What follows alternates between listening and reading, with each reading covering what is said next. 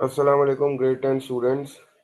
चिल्ला चिल्ला के जो है वो मेरी आवाज़ जो है वो बहुत बुरा हाल हो गया आवाज़ का। और I really enjoyed watching the match with you guys. बड़ा अच्छा एक्सपीरियंस था, but the outcome was not as we expected. हम तो सोच रहे थे इंशाल्लाह संडे को फाइनल खेलेंगे न्यूजीलैंड के साथ, और फिर मंडे को पूरे मुल्क में छुट्टी होगी वर्ल्ड कप जीतने की खुशी में। लेकिन ऐसा नहीं हुआ। लेकिन let's hope for the best इंशाल्लाह। नेक्स्ट टाइम भी हम लोग जो है वो इसी तरह मिल बैठ के मैच देखेंगे, और इंशाल्लाह नेक्स्ट टाइम ये वर्ल्ड कप हमारा होगा। तो अफसोस तो बहुत हुआ, लेकिन अब क्या करें, it's life, things have to go on. और अगर थिंग्स की बात करें तो इंशाल्लाह मंडे को आपका असेसमेंट भी है मैथ्स का, तो जिसके लिए I wish you all the best. मैंने तुम लोग से प्रॉमिस किया था कि इंशाल्लाह I will be making one video on the assessment. तो दिस इज़ दैट वीडियो जिसमें मैं तुम लोग को थोड़ा सा असेसमेंट के बारे में गाइड कर दूंगा, थोड़ा सा इंपॉर्टेंट टिप्स बता दूंगा, थोड़ा सा रिवीजन भी करवा दूंगा इस वीडियो में। दैट इज़ वाई इसी वजह से जो है वो मैं भी ये वीडियो बना रहा हूँ। लाइव सेशन में प्रॉब्लम ये है कि आई कैनॉट राइट एनीथिंग, मैं कुछ शेयर नहीं कर सकता तुम लोग के साथ। तो वहाँ ये कि वर्बल रिवीजन होता है, यहाँ ये कि I can share the images, थोड़ा सा मैं बोर्ड पे लिख भी सकता हूँ।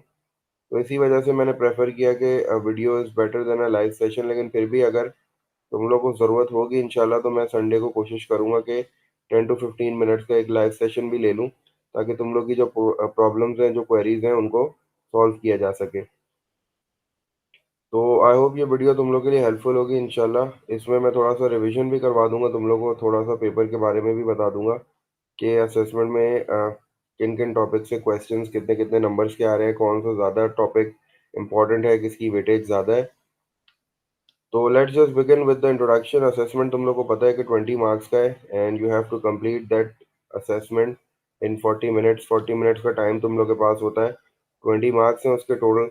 और कैलकुलेटर तुम लोग को पता है अलाउ है, ठीक है, and you have to show all the proper working. जब मैं बोलता हूँ कैलकुलेटर अलाउ है, तो इसका मतलब है कि तुम्हें डायरेक्ट आंसर्स नहीं लिखने, you have to show the proper working as well. Marks को देख के काम किया करो, जैसा कि मैं तुम्हें क्लास में समझाता हूँ।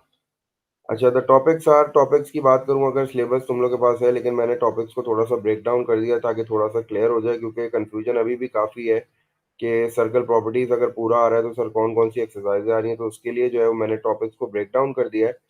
हमारे पास जो फर्स्ट टॉपिक है वो बेसिक ट्रिग्नोमेट्री है, ठीक है। बेसिक ट्रिग्नोमेट्री के बाद हमारे पास फर्दर ट्रिग्नोमेट्री है।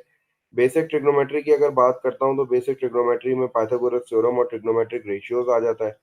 और फर्दर ट्रिग्नोमेट्री की अगर बात करता हूँ, तो फर्दर ट्रिग्नोमेट्री में आपके पास साइन रूल और कोसाइन रूल आ जाता है, और एरिया ऑफ ट्राइंगल आ जाता है, जो कि हमने एक्सरसाइज 8B में किया था। और उसके बाद हमारे पास एलिवेशन डिप्रेशन भी है, जो कि एक्सरसाइज 9A है। उसके बाद हमारे पास बेयरिंग है, जो कि सबसे ट्रिकी टॉपिक है। ये एक्सरसाइज 9B है। इसके बाद हमारे पास 3D वर्ड प्रॉब्लम्स हैं, जो कि एक्सरसाइज 9C है। और उसके बाद हमारे पास जो सर्कल प्रॉपर्टीज़ का टॉपिक है, उसमें सिर्फ हमने 4 सिमेट्रिकल प्रॉपर्टीज़ को जो है वो असेसमेंट में इंक्लूड किया है। एंगल प्रॉपर्टीज़ मैंने असेसमेंट में इंक्लूड नहीं की हैं। एक्सरसाइज की बात करूं तो बेसिकली ये चैप्टर नंबर 8, 9 और 13 है। बेसिक ट्रिग्नोमेट्री जो है वो तुम्हें D2 से भी इसकी प्रैक्टिस हो जाएगी, या फिर जो है वो एक्सरसाइज जो चैप्टर 8 की एक्सरसाइज हैं उसमें भी बेसिक ट्रिग्नोमेट्री के काफ़ी सारे कंबाइंड क्वेश्चंस हैं, जिसमें मल्टीपल कॉन्सेप्ट पूछे गए हैं। पाइथागोरस थ्योरम भी अप्लाई हो रहा है, ट्रिग्नोमेट्रिक रेशियोज भी अप्लाई हो रहे हैं। और फर्दर ट्रिग्नोमेट्री एक्सरसाइज 8B है, 8C है, 8D है। 8A जो है वो बेसिकली उसमें जो है वो ऑब्ट्यूज लॉ वाला जो हमने काम किया था साइन और कोसाइन का, वो चीज़ है। और 8B में हमने जो है वो साइन रूल किया था। 8B में हमने एरिया ऑफ ट्राइंगल किया था, जो कि तुम्हारे सामने इंशाल्लाह मैं शेयर करूंगा इस वीडियो में, उस फॉर्मूले को भी डिस्कस कर लेंगे। 8C में हमारे पास साइन रूल था, 8D में हमारे पास कोसाइन रूल था। उसके बाद जब 9A पे आए थे तो एलिवेशन डिप्रेशन का कॉन्सेप्ट था। 9B जो थी एक्सरसाइज वो बेरिंग की थी। 9C में जो था वो 3D वर्ड प्रॉब्लम्स थे। उसके बाद हम चैप्टर नंबर 13 पे चले गए थे, जो सर्कल प्रॉपर्टीज है। उसमें मैंने आपको बताया था कि सर्कल प्रॉपर्टीज को मैं दो तरीकों से उसमें दो पार्ट्स में डिवाइड कर रहा हूँ। The first part is called the symmetrical properties, and the second part is called the angle properties. तो हमारे पास 4 सिमेट्रिकल प्रॉपर्टीज थी और 5 एंगल प्रॉपर्टीज थी, तो जिसमें से सिर्फ 4 सिमेट्रिकल प्रॉपर्टीज आपके असेसमेंट में आ रही हैं, एंगल प्रॉपर्टीज आपके असेसमेंट में नहीं आ रही। ये चीज़ मैं क्लास में भी क्लियर कर चुका हूँ। सिर्फ आपको सिमेट्रिकल प्रॉपर्टीज करनी है, जो कि 4 है। तो ये सारी चीज़ें जो है वो आपके असेसमेंट में जो है वो इंक्लूडेड है। और ऑलमोस्ट हर चीज़ का ही क्वेश्चन मैंने आपके असेसमेंट में पूछा है, तो इसका मतलब है कि इसमें से जो है कोई भी टॉपिक आप छोड़ नहीं सकते। अच्छा, इन सारे टॉपिक्स की वीडियोस जो है वो मैंने चैनल पे एक प्लेलिस्ट में डाल दी हैं सारी। मैंने एक प्लेलिस्ट बना दी है जिसको मैंने ट्रिग्नोमेट्री का नाम दिया। उसमें basic, further trigonometry, elevation, depression, bearing और 3D वर्ड प्रॉब्लम्स के जितने वीडियोस मैंने अभी रिसेंटली डाली हैं और रिलेटेड वीडियोस हैं वो सारी मैंने उस प्लेलिस्ट में डाल दी है। तो आई होप तुम लोग उस प्लेलिस्ट को भी देख लोगे, उसमें तुम्हें सारी वीडियोस एक साथ मिल जाएंगी। जो टॉपिक की तुम्हें वीडियो देखनी है उसको देख लेना, इंशाल्लाह तुम लोग की क्वेरीज जो है वो सॉल्व हो जाएंगी। बाकी ये कि बेरिंग के बारे में अगर बात करते हैं तो बेरिंग की भी जो है वो वीडियोस मौजूद है वहाँ। और बेरिंग की जो वीडियोस मैंने डाली हैं अगर वो आप अच्छी तरीके से देखो तो इंशाल्लाह आपके पास जो असेसमेंट में क्वेश्चंस आ रहे हैं वो आपको तंग नहीं करेंगे। इस वीडियो में थोड़ा सा बेरिंग को भी रिवाइज कर लेंगे इंशाल्लाह। थोड़ा सा इंपॉर्टेंट फार्मूलाज को देख लेते हैं। ठीक है, इंपॉर्टेंट फार्मूलाज की बात करूं तो सबसे पहले मेरे पास कोसाइन रूल है। कोसाइन रूल की एप्लीकेशन बहुत ही इंपॉर्टेंट है क्योंकि आपको पता है कि cosine rule non right angle triangle को सॉल्व करने के लिए इस्तेमाल होता है। तो नॉन राइट एंगल ट्राइंगल ऐसा ट्राइंगल होता है जिसमें कोई भी एंगल 90 डिग्री नहीं होता। तो उसके लिए हमारे पास जो है सॉल्व करने के लिए जब मैं सॉल्व बोलता हूँ तो इसका मतलब है कि मुझे कोई ना कोई एंगल या कोई ना कोई साइड जो है वो फाइंड आउट करनी होती है नॉन राइट एंगल ट्राइंगल की। तो उसके लिए मैं कोसाइन रूल और साइन रूल यूज करता हूँ। कोसाइन रूल की एप्लीकेशन ये होती है कि अगर आपके पास एक ऐसा ट्राइंगल है जिसमें कोई एंगल 90 डिग्री नहीं है, मतलब नॉन राइट एंगल ट्राइंगल है, और उसमें आपको तीनों साइड्स की लेंथ गिवन है, तो इसका मतलब है कि अंदर के तीन एंगल्स जो है वो आप कोसाइन रूल से फाइंड आउट कर सकते हो। कोसाइन रूल के जो फॉर्मूलाज हैं वो उसको भी देख लेते हैं, वो मैंने यहाँ सारे लिखे हुए हैं। पहले एप्लीकेशन की बात कर लेते हैं कि कब कब कोसाइन रूल अप्लाई होता है। कोसाइन रूल की दो एप्लीकेशंस है basically. The first one is when three sides are given, the length of three sides are given. आप कोसाइन रूल यूज करके कोई भी एक एंगल निकाल सकते हो, फिर कोसाइन रूल यूज करके कोई भी दूसरा एंगल निकाल सकते हो, या you can also use sine rule, आप साइन रूल भी यूज कर सकते हो। तो बेसिकली कोसाइन रूल की जो बेसिक एप्लीकेशन है वो ये है कि अगर आपके पास तीन साइड्स हो तो आप एक एंगल कोसाइन रूल से फाइंड आउट कर सकते हो। इसके बाद भी दूसरा एंगल आप कोसाइन रूल से फाइंड आउट कर सकते हो या आप साइन रूल से फाइंड आउट कर सकते हो। थर्ड एंगल आप जो है वो 180 वाले कॉन्सेप्ट से फाइंड आउट कर सकते हो, क्योंकि आपको पता है कि ट्राइंगल्स के अंदर जितने तीन एंगल्स हैं उनका सम 180 होता है। तो दो अगर आपको पता चल जाए तो एक आप 180 में से सब्ट्रैक्ट करके फाइंड आउट कर सकते हो। तो जो फर्स्ट एप्लीकेशन है कोसाइन रूल की वो ये है कि अगर आपको किसी ट्राइंगल की तीन साइड्स की लेंथ गिवन हो तो एंगल फाइंड आउट करने के लिए आप जो है वो कोसाइन रूल यूज कर सकते हो। सेकंड एप्लीकेशन की अगर बात करूं, अगर आपके पास तीनों साइड्स की लेंथ नहीं गिवन है लेकिन आपको दो साइड्स की लेंथ और उनके बीच का एंगल जिसको हम इंक्लूडेड एंगल कहते हैं वो गिवन है, तो आप फिर भी जो है वो थर्ड साइड की लेंथ कोसाइन रूल से फाइंड आउट कर सकते हो। तो ये कोसाइन रूल की दूसरी एप्लीकेशन आ गई। अगर आप लेंथ फाइंड आउट कर रहे हो तो लेंथ का फॉर्मूला सबसे पहले लेंथ से ही स्टार्ट होगा। अगर आप ए लेंथ, आपको ए लेंथ फाइंड आउट करनी है, मतलब अगर आप साइड ए फाइंड आउट करना चाह रहे हो तो जो बाकी दो साइड्स हैं वो स्क्वायर्स के साथ आएंगी और वो ऐड होंगी। उसके बाद माइनस आएगा, टू आएगा, और उसके बाद ये जो दो साइड्स आपने शुरू में लिखी हैं वही मल्टीप्लाई होंगी। और उसके बाद चूंकि ये कोसाइन रूल है तो कॉस आएगा, और जिस साइड से आपने शुरू किया है उसी का एंगल जो है वो लास्ट में आएगा। और इसी तरह आप फॉर्मूला लिखते हो। अगर मैं बी का लिखना चाह रहा हूँ, साइड बी का, तो बी के अलावा जितनी दो साइड्स हैं ए और सी उनके स्क्वायर्स ऐड होंगे, फिर माइनस का साइन आएगा, फिर टू आएगा, टू के बाद यही दो साइड्स आएंगी जो मैंने स्टार्टिंग में लिखी है, ए और सी मल्टीप्लाई होंगी। उसके बाद कोसाइन रूल है तो कॉस आएगा, और फिर जो साइड मुझे फाइंड आउट करनी है उसके सामने वाला एंगल जो है वो बिल्कुल आखिर में आएगा। अगर मैं साइड बी फाइंड कर रहा हूँ तो इसके सामने वाला एंगल कैपिटल बी होगा, तो एंड में बिल्कुल यही आ जाएगा। इसी तरह मैं सी का भी लिख सकता हूँ। अगर मुझे एंगल फाइंड आउट करना है तो एंगल फाइंड आउट करने के लिए मुझे जो एंगल चाहिए उसके सामने वाली साइड जो है वो सब्ट्रैक्शन में चली जाती है। बाकी जो दो साइड्स बचती हैं, जैसे कॉस ए है, मुझे एंगल ए चाहिए, तो एंगल ए के सामने वाली साइड स्मॉल ए होगी, तो स्मॉल ए जो है वो सब्ट्रैक्शन में चली जाएगी, मतलब माइनस के बाद आएगी। और जो बाकी दो साइड्स बचेंगी वो पहले स्क्वायर्स के साथ आ जाएंगे, डिवाइड बाय टू लिखा जाएगा, और यही जो फर्स्ट टू साइड्स हैं जो ऐड हो रही हैं यही इसके साथ आएगा। उसके बाद आप इन सबको सॉल्व करोगे कैलकुलेटर से। उसके बाद since you have to find the value of A, तो आप इस कॉस को दूसरी साइड पे शिफ्ट करोगे और ये कॉस इनवर्स हो जाएगा और आपको एंगल ए की वैल्यू मिल जाएगी। इसी तरह अगर आपको एंगल बी की वैल्यू फाइंड आउट करनी है तो आप उसका फॉर्मूला भी ऐसे ही लिखोगे। अब आप कॉस बी लिखोगे, आपको पता है कि ये कैपिटल बी है तो इसके सामने वाली साइड स्मॉल बी होगी, तो स्मॉल बी सब्ट्रैक्शन के बाद आएगी, बाकी दो साइड्स एडिशन के साथ आ जाएंगी, स्क्वायर्स। और नीचे भी वही दो साइड्स आती हैं जो आपने ऐड करनी होती हैं, जो स्टार्ट में होती हैं। और फिर अगेन बी फाइंड करना है तो कॉस को यहाँ भेजना पड़ेगा, कॉस इनवर्स हो जाएगा। कॉस इनवर्स निकालने के लिए आपको पता है पहले कैलकुलेटर में शिफ्ट प्रेस करना पड़ता है, उसके बाद कॉस प्रेस करोगे तो कॉस इनवर्स आ जाएगा। तो कोसाइन रूल जो है उसको याद करना, उसको समझना, उसको लिखना बड़ा इंपॉर्टेंट है। और उसकी एप्लीकेशन ये है कि अगर आपको 3 साइड्स की लेंथ गिवन हो तब आप कोसाइन रूल यूज़ कर सकते हो, या आपको 2 साइड्स और एक इंक्लूडेड एंगल गिवन हो। इंक्लूडेड एंगल वो एंगल होता है जो 2 साइड्स के बीच में बन रहा होता है। अगर ये एंगल गिवन हो तो then you can use the cosine rule to find out the missing side. आप मिसिंग साइड फाइंड कर सकते हो। उसके बाद आपकी मर्ज़ी, आप साइन रूल यूज़ करके बाकी के एंगल्स भी फाइंड आउट कर सकते हो। तो डिपेंड करता है। लेकिन ये है कि अगर आपको 3 साइड्स गिवन है और एक एंगल भी नहीं गिवन है, तो आप एक एंगल फाइंड आउट करने के लिए, फर्स्ट एंगल फाइंड आउट करने के लिए कोसाइन रूल यूज़ करोगे। सेकंड एंगल आप साइन रूल से भी फाइंड कर सकते हो, कोसाइन रूल से भी फाइंड कर सकते हो। थर्ड एंगल जो है वो आपको जो है वो 180 वाले कॉन्सेप्ट से फाइंड कर लो। तो इस तरह आपको सारी चीज़ें ट्रायंगल की पता चल जाएँगी। साइन रूल की अगर बात करते हैं तो साइन रूल की एप्लीकेशन भी 2 हैं। साइन रूल में हमारे पास 2 साइड्स और एक नॉन इंक्लूडेड एंगल होना चाहिए। नॉन इंक्लूडेड एंगल का मतलब है वो एंगल जो दोनों गिवन साइड्स के बीच में ना हो। जैसे फॉर एग्जांपल हमारे पास ये 4 है और ये 6 है। अगर ये 2 साइड्स गिवन है तो इसके दरमियान जो एंगल बनेगा ये वाला, ये इंक्लूडेड एंगल है। तो साइन रूल में हमें नॉन इंक्लूडेड एंगल चाहिए होता है। अगर फॉर एग्जांपल मुझे ये साइड 4 दी हुई है, ये साइड 6 दी हुई है और मुझे एक नॉन इंक्लूडेड एंगल दिया हुआ है 60, तो मैं इस वाले एंगल की वैल्यू साइन रूल से फाइंड आउट कर सकता हूँ। जब इस एंगल की वैल्यू मेरे पास आ जाएगी तो I will just add these two and subtract it from 180 to get this third angle. तो मेरे पास ये थर्ड एंगल भी आ जाएगा। और आपकी मर्जी है, फिर आप कोसाइन रूल भी यूज़ कर सकते हो, साइन रूल भी यूज़ कर सकते हो, और आप ये वाली जो लास्ट लेंथ है आप इसको भी जो है वो फाइंड आउट कर सकते हो। इस तरह आप ट्राइंगल के तीनों एंगल्स और तीनों साइड्स को फाइंड आउट कर लोगे। दूसरी एप्लीकेशन साइन रूल की बड़ी आसान सी है। अगर आपको ट्रायंगल के 2 एंगल्स दिए हुए हों और आपको कोई भी एक साइड दी हुई हो, तब भी आप साइन रूल यूज़ करके जो है वो बाकी की लेंथ्स निकाल सकते हो। जब आपको 2 एंगल्स गिवन होंगे ट्रायंगल के, तो आप हमेशा थर्ड एंगल फाइंड आउट करते हो, और थर्ड एंगल फाइंड आउट करने के लिए आप क्या करते हो, जो 2 गिवन एंगल्स हैं आप इनको ऐड करते हो, 60 और 40 आपके पास हो जाएगा 100। और जब आप 100 को 180 में से सब्ट्रैक्ट करोगे, 180 माइनस 100 करोगे, तो यू विल गेट 80, जो कि थर्ड एंगल की वैल्यू आ जाएगी।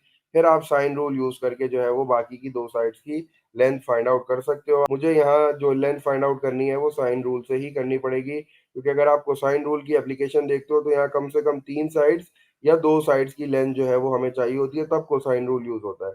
अगर आपको एक साइड की लेंथ दी हुई होगी तो कोसाइन रूल यूज़ नहीं हो सकता। कोसाइन रूल के लिए इंक्लूडेड एंगल चाहिए होता है, साइन रूल के लिए नॉन इंक्लूडेड एंगल चाहिए होता है। फर्स्ट फर्स्ट एंगल आप जो है वो इन्हीं जो एप्लीकेशंस है इन्हीं को यूज़ करके फाइंड आउट करते हो। सेकंड एंगल के लिए आप डिसाइड कर सकते हो कि वहाँ ऐसा होता है समटाइम्स कि सेकंड एंगल अगर आपको फाइंड करना है तो उसमें आप साइन रूल भी यूज़ कर सकते हो, कोसाइन भी कर सकते हो। तो साइन रूल जो है वो बड़ा आसान सा है। इसकी जो है वो मतलब फॉर्मूला छोटा सा है, तो हम लोग ज़्यादातर प्रेफर साइन रूल को ही करते हैं। साइन रूल लिखने का तरीका क्या है? साइन रूल के लिए अगर if you want to find out the side, side find करनी है तो साइड की लेंथ जो भी फाइंड करनी है वो सबसे पहले ऊपर आती है। उसके सामने वाला जो एंगल होता है वो साइन के साथ लिखा जाता है डिनोमिनेटर में। अगर आपने यहाँ साइन नहीं लिखा, सिर्फ एंगल की वैल्यू लिख दी, तो आपका आंसर गलत हो जाएगा। हमेशा साइन रूल में साइन ज़रूरी है, जिस तरह कोसाइन रूल में कॉस ज़रूरी है, इसी तरह साइन रूल में भी साइन ज़रूरी है। तो जो भी अगर आपको लेंथ चाहिए तो लेंथ जो है वो न्यूमरेटर में आ जाएगी जो आपको फाइंड आउट करनी है। अब फॉर एग्जाम्पल अगर मुझे ये वाली साइड फाइंड आउट करनी है तो मैं क्या करूँगा, सबसे पहले इस वाले एंगल को फाइंड आउट करूंगा। ये एंगल मेरे पास 80 आ जाएगा, क्योंकि मुझे पता है कि 60 और 40 100 होता है, और 100 में 80 मिलाऊंगा तो 180 हो जाएगा। तो सबसे पहले मैं थर्ड एंगल फाइंड करूंगा। उसके बाद चूंकि मुझे ये साइड चाहिए तो मैं जो है वो इस साइड को न्यूमरेटर में रखूंगा। फॉर एग्जाम्पल मैं इस ट्राइंगल को नाम दे देता हूँ ए बी सी का। This is A, this is B, और दिस इज सी। तो ए के सामने वाली जो साइड है, ए जो वर्टेक्स है उसके सामने वाली साइड स्मॉल ए हो जाती है, बी के सामने वाली साइड स्मॉल बी हो जाती है, और सी के सामने वाली साइड जो है वो स्मॉल सी हो जाती है। तो मुझे ए चाहिए, मुझे ए साइड फाइंड आउट करनी है। तो सबसे पहले मैं क्या करूंगा, ए लिखूंगा। ए के नीचे ए के सामने वाला एंगल, अब ए साइड के सामने वाला एंगल 60 है, तो मैं यहाँ 16 लिखूंगा, मैं यहाँ साइन 60 लिखूंगा। ठीक है, क्योंकि ये साइन रूल है। और फिर मैं इक्वल्स टू लिखूंगा। उसके बाद जो चीज़ मुझे गिवन है, अब मुझे यहाँ जो है वो सिर्फ एक साइड गिवन है 4, और इसके सामने वाला एंगल गिवन है 80। तो मैं इन्हीं दोनों को यूज़ करूंगा। मैं इस 40 को यूज़ नहीं कर सकता क्योंकि इसके सामने वाली साइड मुझे गिवन नहीं है। तो I will write 4 in the numerator, और फिर उसके डिनोमिनेटर में मैं लिखूंगा साइन 80। और फिर क्रॉस मल्टीप्लाई करके इसको सॉल्व कर लूंगा, तो मेरे पास जो है वो इस साइड की लेंथ आ जाएगी। और फिर जो फाइनल साइड की लेंथ है वो आप कोसाइन रूल से भी फाइंड कर सकते हो, साइन रूल से भी फाइंड कर सकते हो, तो आपकी मर्जी है, आप उसको किसी भी फॉर्मूले से फाइंड कर सकते हो। तो इन इन फॉर्मूलाज जो है, कोसाइन रूल और साइन रूल, इनको लिखना भी इंपॉर्टेंट है। इनको मतलब इनका जो पैटर्न है, अगर आपको ये समझ में आ जाए तो आप ये फॉर्मूलाज भी लिख सकते हो बस ही आसानी से। और इनकी एप्लीकेशन तो है ही इंपॉर्टेंट, क्योंकि आपको डिसाइड करना पड़ता है कि मैं साइन रूल यूज करूं या कोसाइन। तो उसके लिए बड़ा आसान सा ही है कि अगर इंक्लूडेड एंगल गिवन होगा तो कोसाइन रूल, और अगर और नॉन इंक्लूडेड एंगल गिवन होगा तो साइन रूल।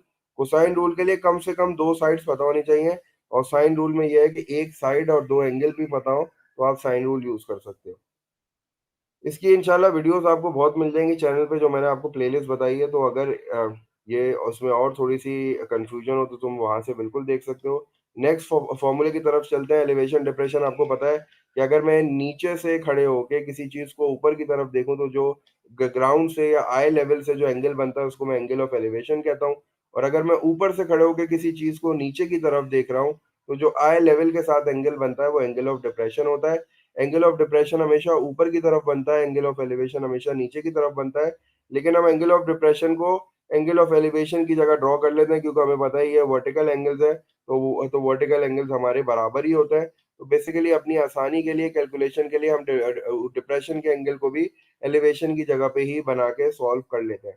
लेकिन एलिवेशन हमेशा नीचे से ऊपर की तरफ देखने पे बनता है, और डिप्रेशन हमेशा ऊपर से नीचे की तरफ देखने से बनता है। तो इस ये जो फिगर है इससे भी आपको क्लियर हो जाएगा कि एलिवेशन डिप्रेशन का कॉन्सेप्ट कैसा है।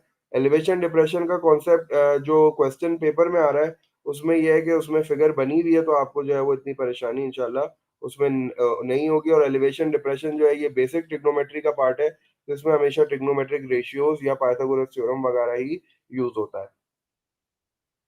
एरिया ऑफ ट्राइंगल की बात कर लेते हैं। अगर नॉन राइट एंगल ट्राइंगल आपको दिया हुआ है तो उसके एरिया निकालने के लिए जो आपके पास फॉर्मूला है वो हाफ और multiply by A multiply by B. अगर आपने ए बी साइड ली है तो फिर आप साइन के साथ जो है वो जो तीसरी साइड होती है, जो आपके पास थर्ड लेटर होता है, वो यूज करते हो आप, sign C.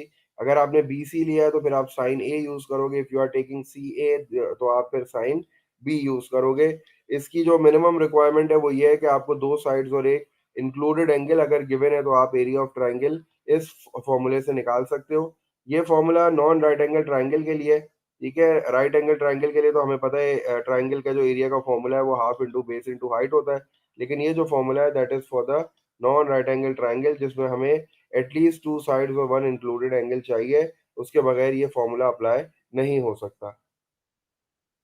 Last but not the least bearing देख लेते हैं। बेरिंग के टॉपिक में जो इंपॉर्टेंट पॉइंट्स हैं वो ये है कि bearing special kind of angle है, और it is always measure from the north. ये हमेशा नॉर्थ से मेजर होता है, और क्लॉकवाइज डायरेक्शन में जाना पड़ता है। नॉर्थ से नॉर्थ बनाते हैं सबसे पहले, उसके बाद हम वहां से क्लॉकवाइज डायरेक्शन में मूव करते हैं, और वहां तक मूव करते हैं जहां तक जो दो पॉइंट्स हमें गिवन है जिसकी बेरिंग फाइंड करनी है उसको ज्वाइन करने वाली लाइन ना मिल जाए। जहां हमें वो लाइन मिल जाती है जो उन दोनों पॉइंट्स को ज्वाइन कर रही है तो हम वहां रुक जाते हैं, क्लॉकवाइज डायरेक्शन में जाते हैं। और बेरिंग जो लिखी जाती है वो हमेशा थ्री डिजिट्स में लिखी जाती है। अगर आपका आंसर टू वो डिजिट्स में आ रहा है तो आप पहले जीरो लिख दोगे ताकि वो थ्री डिजिट्स में हो जाए।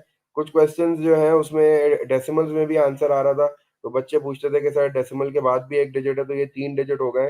तो डेसिमल से पहले तीन डिजिट की बात हो रही है, डेसिमल के बाद की बात नहीं होती। अगर आपका आंसर आ रहा है 16.8 तो डेसिमल से पहले दो डिजिट है, तो आप एक और जो है वो स्टार्ट में जीरो ऐड करोगे बेरिंग लिखने के लिए, तो आपकी बेरिंग 016.8 हो जाएगी, क्योंकि डेसिमल से पहले जो है वो हमें तीन डिजिट चाहिए होता है बेरिंग के लिए। नॉर्थ जो है वो बेसिकली वर्टिकली अप होता है। बिल्कुल नॉर्थ के लिए हमने ये कंपास याद किया था, मैंने आपको बोला था ये कंपास याद करने का तरीका क्या है कि ये जो कंपास है ये न्यूज क्या वो बना रहा है, लेटर NEWS। तो न्यूज से जो है वो हम इस कंपास को याद रखेंगे। नॉर्थ जो है वो वर्टिकली अपवर्ड होता है, और नॉर्थ हमेशा वहां बनता है जो लेटर फ्रॉम के बाद लिखा होता है। ये बड़ा इंपॉर्टेंट होता है because you have to mark your bearing first and then you have to find out the angle. अगर आपने बेरिंग गलत मार्क की है तो आपका एंगल भी गलत आएगा और आपका आंसर भी गलत हो जाएगा। तो you have to mark the bearing first. उसके लिए आपको ये देखना पड़ता है कि फ्रॉम के बाद कौन सा लेटर लिखा है। जो भी फ्रॉम के बाद लेटर होगा हमेशा नॉर्थ उसी पे ड्रॉ होगा, और नॉर्थ बिल्कुल वर्टिकली अप होता है। बेरिंग में जो इंपॉर्टेंट कॉन्सेप्ट है वो एंगल एट अ पॉइंट है, ठीक है। अगर आप एक पॉइंट से चलना स्टार्ट करो और घूम के वापस उसी पॉइंट पे आओगे, तो जो टोटल एंगल बनेगा पूरे एक कंप्लीट रेवोल्यूशन का या पूरे कंप्लीट राउंड का, वो 360 डिग्रीज होगा। उसके बाद जो इंपॉर्टेंट कॉन्सेप्ट है वो है straight line angle, that is equals to 180 degree. The next concept is the alternate angle. Alternate angle का मतलब मैंने आपको इस तरह बताया था कि जब भी दो कंपास या दो नॉर्थ आप बनाओगे और उनको एक लाइन से ज्वाइन करोगे, तो you will always find some alternate angles, क्योंकि ये दोनों लाइन पैरेलल होती हैं। और जब दो लाइन पैरेलल आपको आ जाए तो इसका मतलब है कि ऑल्टरनेट एंगल्स बनने की पॉसिबिलिटी बढ़ जाती है। तो हमने इसको इस तरह याद रखा था कि जब भी आप दो नॉर्थ बनाओगे, एक नॉर्थ पहले से बनाया, फर्ज करो आपके पास एक ट्राइंगल है उसमें 3 पॉइंट्स है, आपने एक नॉर्थ यहाँ बनाया, आपने एक नॉट यहाँ बनाया क्योंकि क्वेश्चन ने आपको बोला था, फिर आप क्या कर रहे हो, अगला नॉर्थ आप यहाँ बना रहे हो। तो इसका मतलब है आपने दो नॉर्थ बना लिए ना। अब इन दो नॉर्थ के बीच में जो है वो, इस लाइन को अगर आप एक्सटेंड कर दो यूं करके और इस लाइन को आप एक्सटेंड कर दो, तो there is a possibility of alternate angles. तो ये एंगल और ये एंगल ऑल्टरनेट बन जाएंगे जो कि एग्जैक्टली इक्वल होंगे। तो जब भी दो नॉर्थ बनते हैं हमारे पास जो है वो ऑल्टरनेट एंगल का कॉन्सेप्ट आ जाता है, जो कि बेरिंग फाइंड आउट करने में हमारे पास हेल्पफुल होता है। अच्छा, थर्ड इम्पोर्टेंट, जो लास्ट इम्पोर्टेंट वो था कॉन्सेप्ट, वो सप्लीमेंट्री एंगल्स का था, जिसमें जो मैंने आपको बोला था बड़ा इंपॉर्टेंट है, क्योंकि इस कॉन्सेप्ट से काफी सारे क्वेश्चंस हम सॉल्व कर सकते हैं। और ये कॉन्सेप्ट बेसिकली क्या होता है, इसमें भी दो नॉट बनने चाहिए और दो नॉट को हमेशा एक लाइन ज्वाइन करेगी। ठीक है, फॉर एग्जाम्पल अब देखो, ये जो दो नॉट मैंने बनाए, ये भी एक नॉर्थ है और ये वाला भी एक नॉर्थ है। तो इसका मतलब है कि इन दोनों को देखो, ये वाली लाइन ज्वाइन कर रही है ना। तो ये जो इनसाइड एंगल्स होंगे, ये जो इनसाइड एंगल्स है दोनों नॉट के बीच में, ये जो मैंने मार्क किए हैं, ये और ये दोनों बेसिकली सप्लीमेंट्री एंगल्स होंगे। सप्लीमेंट्री एंगल्स वो एंगल्स होते हैं जिनको ऐड करूं तो 180 डिग्रीज आंसर आना चाहिए। तो ये कॉन्सेप्ट बड़ा इंपॉर्टेंट है, इससे भी बेरिंग के काफी सारे सवाल जो है वो सॉल्व हो जाते हैं। और इस कॉन्सेप्ट को हर क्वेश्चन में जो है वो तकरीबन यूज करना पड़ता है कि जहां दो नॉर्थ आपको दिखे, आप फौरन फाइंड आउट कर लो। अगर एक एंगल आपको दिया हुआ है तो आप फटाफट दूसरा एंगल 180 में से माइनस करके निकाल लो, इससे आपको फायदा हो जाएगा बाकी के क्वेश्चन को सॉल्व करने में और बेरिंग फाइंड आउट करने के लिए। बेरिंग के भी काफी सारे क्वेश्चंस मैंने उस प्लेलिस्ट में डाल दिए हैं, तो इंशाल्लाह आप लोग वो प्लेलिस्ट भी देख लेना, इस वीडियो को भी देख लेना। और I will try to make a live session as well, ताकि आप लोग के क्वेश्चंस के आंसर दे दूं। बाकी अगर कोई कंफ्यूजन हो तो आप जो है वो मुझे बिल्कुल बता सकते हो, ताकि मैं आपको रिस्पॉन्ड करूं और आपकी कंफ्यूजन को सॉल्व करूं। लास्ट में जो है वो थोड़ा सा पेपर की बात कर लेते हैं कि पेपर में जो है वो कौन सा टॉपिक इंपॉर्टेंट है और किस टॉपिक से जो है वो कितने क्वेश्चंस बन रहे हैं। तो पेपर में बेसिकली आपके 4 क्वेश्चंस है। ठीक है, फर्स्ट क्वेश्चन जो है वो बेरिंग से रिलेटेड है और बेरिंग का क्वेश्चन जो है, फर्स्ट क्वेश्चन जो है वो 4 मार्क्स का है। और बेरिंग का क्वेश्चन में मैंने जो है वो एक क्वाड्रिलेटरल दिया है। क्वाड्रिलेटरल आपको पता है क्या होता है, तो क्वाड्रिलेटरल क्या, एक शेप आपको बना हुआ दिया हुआ है बेरिंग में, आपको फिगर नहीं बनानी। तो वो क्वेश्चन जो है वो आपके लिए आसान हो जाएगा क्योंकि फिगर पहले से बनी भी है। और वो उस क्वाड्रिलेटरल में जो है फिर ये है कि उसके 3 या 4 पार्ट्स हैं जिसमें आपसे बेरिंग ही पूछी जाएगी। तो बेरिंग का ये क्वेश्चन जो है ये आपका 4 मार्क्स का होगा। तो इसमें आपको ये सारे कॉन्सेप्ट जो मैंने यहाँ बताए हैं, ये supplementary angle at a point, 360, straight line वाले, ये सब के सब उस क्वेश्चन में यूज होने वाले हैं। तो इसकी अच्छी तरीके से प्रैक्टिस कर लेना। सेकंड क्वेश्चन जो है वो हमारे पास एक बेसिकली वर्ड प्रॉब्लम्स है, जो कि 3 डायमेंशनल शेप उसमें बना हुआ है, ट्राइंगल्स बने हुए हैं उसमें। और उसमें जो है फिर आपसे डिफरेंट लेंथ पूछी जा रही है, क्योंकि सारे के सारे नॉन राइट एंगल ट्राइंगल हैं। तो आपसे लेंथ पूछी जाएगी, तो आपको पता है कि साइन रूल और कोसाइन रूल ही यूज होगा। उस क्वेश्चन में एरिया ऑफ ट्राइंगल भी जो है वो यूज हो रहा है, लेकिन एरिया ऑफ ट्राइंगल उसने थोड़ा सा घुमा के पूछा है, जो कि ये है कि आप थोड़ा सा सोचोगे तो इंशाल्लाह वो पार्ट भी आपका सॉल्व हो जाएगा। इस क्वेश्चन के सबसे ज्यादा मार्क्स हैं, ये 8 to 9 मार्क्स का क्वेश्चन है, क्वेश्चन नंबर 2, जिसमें आपको वर्ड प्रॉब्लम दी हुई है, 3D शेप आपको बना हुआ दिया हुआ है और उसमें उसने डिफरेंट लेंथ और डिफरेंट एंगल्स वगैरह पूछे हैं और एरिया ऑफ ट्राइंगल भी उसमें पूछा है, जो कि थोड़ा सा घुमा फिरा के पूछा है, तो उसको देख लेना। फॉर्मूलाज हमने सारे इस वीडियोस में डिस्कस कर लिए हैं इस वीडियो में। अच्छा, अब उसके बाद जो क्वेश्चन है, क्वेश्चन नंबर 3, वो एलिवेशन डिप्रेशन का है। एलिवेशन डिप्रेशन के क्वेश्चन में मैंने फिगर बना के दी है, तो इसका मतलब है कि तुम लोग को फिर उसमें प्रॉब्लम नहीं होगी। ये बिल्कुल मार्क्स स्कोरिंग क्वेश्चन है, इसमें तुम लोग जो है वो सारे के सारे इंशाल्लाह मुझे उम्मीद है कि ये सवाल तो कम से कम सॉल्व कर ही लोगे। इसके मेरे ख्याल से 2 या 3 मार्क्स है, तो ये तुम लोग के लिए एक बोनस हो गया। लास्ट क्वेश्चन जो है वो सिमेट्रिकल प्रॉपर्टी का है। और सिमेट्रिकल प्रॉपर्टी जो लास्ट 2 हमने की थी वो बड़ी इंपॉर्टेंट है, उनको अच्छी तरीके से प्रैक्टिस करना। तो सिमेट्रिकल प्रॉपर्टी का क्वेश्चन है, उसके 2 या 3 मार्क्स से ज़्यादा मार्क्स का वो दिया नहीं है, क्योंकि 20 मार्क्स का असेसमेंट है, इतने सारे टॉपिक्स तो है ही है इसमें। तो इसलिए जो है वो सिमेट्रिकल को थोड़ा कम ही रखा है। तो 4 क्वेश्चंस है। अब पहला बेयरिंग का है, दूसरा जो है वो 3D वर्ड प्रॉब्लम का है। 3D वर्ड प्रॉब्लम में sine, cosine rule, area of triangle वगैरह अच्छी तरीके से देख लेना। थर्ड क्वेश्चन जो है वो एलिवेशन डिप्रेशन का है, उसमें फिगर बनी हुई है तो वो परेशानी नहीं होगी। बस सिर्फ फिगर को लेबल करो और फिर जो है वो सेलेक्ट करो कौन सा रेशियो यूज होगा और फिर उसको फाइंड कर लो। लास्ट पार्ट जो है वो सिमेट्रिकल प्रॉपर्टी का है, जिसमें मैंने तुम्हें बता दिया कि थर्ड फोर्थ प्रॉपर्टी जो है वो काफी इंपॉर्टेंट है उसमें। तो उसी तरह का जो क्वेश्चन है हमने उस तरह का क्वेश्चन क्लास में भी किया है। तो अगर तुम क्लास में किए हुए सारे क्वेश्चन की प्रैक्टिस कर लो अच्छी तरीके से, जो हमने वर्कशीट्स में किए थे, तो इंशाल्लाह वर्कशीट्स में किए थे नहीं, हमने बुक्स में भी किए हैं और बुक में किए हैं। वर्कशीट मैंने नहीं दी थी तुम्हें कोई सिमेट्रिकल की, हमने बुक में किए हैं और हमने रजिस्टर में किए हैं। और वो सारे क्वेश्चन अच्छी तरीके से प्रैक्टिस कर लेना। इंटरनेट पे भी तुम्हें काफ़ी क्वेश्चन मिल जाएंगे, वहां से ही प्रैक्टिस कर सकते हो। मैंने सिमेट्रिकल प्रॉपर्टी की भी पूरी एक वीडियो बनाई हुई है जिसमें चारों प्रॉपर्टीज को रिवाइज करा है। तो वहां से भी जो है तुम लोग इंशाल्लाह हेल्प ले सकते हो। वो प्रॉपर्टीज को देखो समझो। लास्ट 2 प्रॉपर्टीज दोबारा रिपीट कर रहा हूँ, इंपॉर्टेंट है तो उनको अच्छी तरीके से देख लेना। ठीक है, तो यही इंफॉर्मेशन थी जो तुम लोग को देनी थी। तो इंशाल्लाह फिर ये है कि अगर मुझे टाइम मिला तो मैं संडे को इंशाल्लाह फिर तुम लोग से जो है वो बात कर लूंगा, तुम लोग की क्वेरी सॉल्व कर दूंगा। बाकी ये है कि इस वीडियो को देख लो, अगर कोई प्रॉब्लम हो कोई क्वेश्चन हो तो मुझे जो है वो लाजमी बता देना ताकि मैं उसको सॉल्व कर दूँ। तो I wish you guys all the best. इंशाल्लाह थोड़ी सी मेहनत कर लो क्योंकि आपको पता है कि असेसमेंट्स इंपॉर्टेंट है, इसके मार्क्स जाके आपके पेपर में ऐड होता है। और मतलब इतना मुश्किल टॉपिक है नहीं, अगर आप प्रैक्टिस कर लोगे तो इंशाल्लाह you will be able to solve all the questions correctly. तो दुआ है मेरी कि इंशाल्लाह तुम सबके असेसमेंट अच्छे हो।